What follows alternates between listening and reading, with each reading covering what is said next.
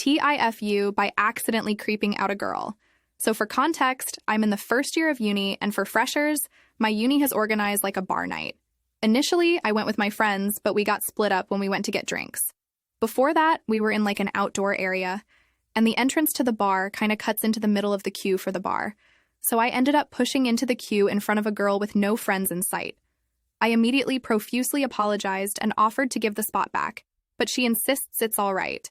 So I instead offered to get her a drink. She refused initially, but I insisted out of guilt. Keep in mind the queue at this point is at least 15 to 20 mins from beginning to end. The convo went well, but about halfway through the queue, she asked for my number, which was the first time a girl's asked for my number proactively. Obviously, I was very flattered at the time. I gave her my phone, she entered her contacts and asked me to text her so she can add mine back. I then realized that due to where the bar is and the side that I'm standing on, I'm gonna have to order the drinks for us both, and I'm like the most awkward person alive when I'm ordering literally anything, especially when I don't know what I want nor do I know what they're offering. So I had the bright idea of offering to buy her the drink if she could order for us both, since I have quite bad social anxiety. She expressed serious doubt when I proposed it and asked if I was just rich. I assume she thought I was trying to show off, to which I said, even if I was skint, I would still pay someone to order for me. Then she proceeded to order the drink. I pulled out my ID and paid for it. Then we sat down with my friends and had a merry chat with them. I didn't talk with her much after that except for borrowing her coat because I forgot mine, and we were sitting outside and it was absolutely freezing. My question here is, did she think I was like a creep trying to hit on her or spike her drink or something? Because she made a point to make sure she had my number on her phone, after which she briefly texted someone. Was she texting a friend my number and told them to give it to the cops if she didn't check in with them after X time or something? Was I too insistent on paying for her drinks, made it creepy/show-offy? TLDR. My awkward ass was too insistent on buying a girl a drink and probably creeped her out. Edit. The general consensus seems to be the fact that I'm simply overthinking and blowing this out of proportions, and that I should simply text the girl, to which I agree completely. The general advice seems to be informing the girl that you're socially awkward/socially anxious and avoid the quid pro quo BS. And lastly, the boomers are ripping me a new one for not being able to order my own, or that it's embarrassing for a dude to borrow a girl's coat. In my defense, it's a work in progress. I've come a long way compared to even a few weeks prior. Also, the girl offered me her coat when she saw me shivering. I didn't ask, and I returned it to her later when she was getting cold. Edit 2. Update, since everyone seems to be curious. Well, I skipped the texting since I knew I was going to meet her today in person. We had lunch together with a group of people. I mostly talked to the other people since she was focused on eating as she eats really slowly. We then chilled in a friend's room and hanged out for a little bit before I have to go to a lecture. Later that evening, we have like a Mario Kart event kind of thing. We went to get some Toasties as like a snack. But they ran out very quickly, but I haven't even gotten to the queue yet. And she was next to be served, and she had the last Toastie, basically. I went back to the Mario Kart thingy and learned how to play. When I finished the match, she offered me half of her Toastie. It was sliced in half, but she took another bite out of the my piece before giving it to me. I was so incredibly flustered that I couldn't talk to her for the rest of the evening and just ended up learning the Rubik's Cube from the other people there. Apparently, if you're good at Mario Kart, you're really good at Rubik too. Then when there are only like 5 people left, including me and her, we went to play pool. She was tired, so she watched from the side while I basically backpacked my team in a 2v2 and was so close to a beautiful comeback, but just not enough. I then asked for everyone's number, then retired for the night since I have something tomorrow. So all in all, not too much development. Any advice what to do though? TIFU by assuming a woman of color was a Target employee. This happened a few months ago, but I thought about it again today and wanted to share. I-27F was shopping for clothes at Target and wanted to try some things on. As I was walking toward the dressing room, I saw a girl stop to talk to an African-American woman at the entrance who was wearing a red shirt with a black jacket over it. The girl then proceeded to walk past her and into the dressing room. I was too far away to hear what was said, but I assumed the woman she spoke to was a fitting room attendant, and as I approached, I greeted her and said that I had 3 items. Well, I learned then that she was not a fitting room attendant because she absolutely lost it on me, telling me how racist I was to assume that she worked there. I was in shock and completely caught off guard, so I just apologized a bunch of times, but she kept going. I tried to explain to her that the red shirt and the interaction she had with the other girl made me think that she worked there, and that it had nothing to do with her race, but she wouldn't have it.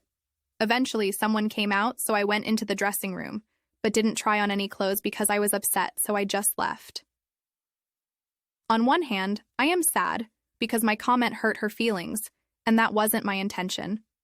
On the other hand, I do feel that maybe she was having a bad day and might have overreacted. I worked in retail almost my entire working life and never thought of it as something to be ashamed of. I have even been mistaken for an employee at H&M once when I was shopping and didn't think anything of it. IDK, I'm pretty shy and have social anxiety, and this interaction has been bothering me for months. I wish we could have had a conversation about it so we could have both left with the knowledge that it was an honest mistake. The reason I think I effed up is because I should have asked if she worked there. I learned my lesson for sure. TLDR, I mistook a woman of color to be a fitting room attendant at Target because she was wearing a red shirt, and she got very upset thinking that my assumption was racially charged. TIFU because I waked and baked.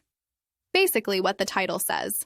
My husband and I are moving on Saturday and I've been packing all my crap in boxes, but I'm close to the end, so I thought I'd treat myself to a wake and bake. And indeed, I got, and still am, smashingly high. Then my mortgage broker dude calls me 3 times in a row, so I'm forced to answer. He said he needs some urgent paperwork.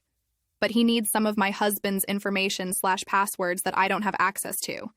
He was very worked up about it and was trying to get information out of me, but I was so spaced out I could only make out every third word.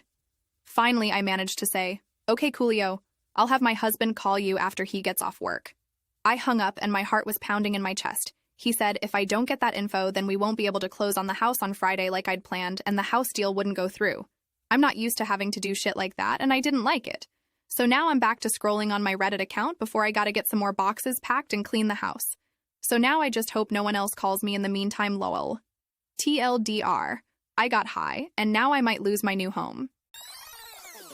TIFU, by linking my mom's game to my stupid email address, and now she's going to kill me.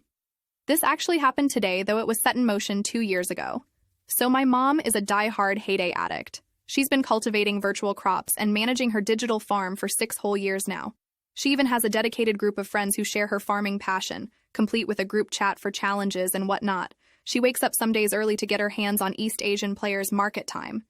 You could say it's become a bit of an addiction, but it's also her primary stress reliever in her super busy life. Here's where the colossal screw-up comes into play. A couple of years ago, Heyday implemented a policy change that required linking an email account to the game. My mom despises dealing with tech-related stuff, so she passed the job on to me. Easy peasy, right? Well, in my infinite wisdom, I decided to link the game to my email account, the one I used for random free trials and who knows what else. I have absolutely no idea why I didn't use her email, but hindsight is 20/20.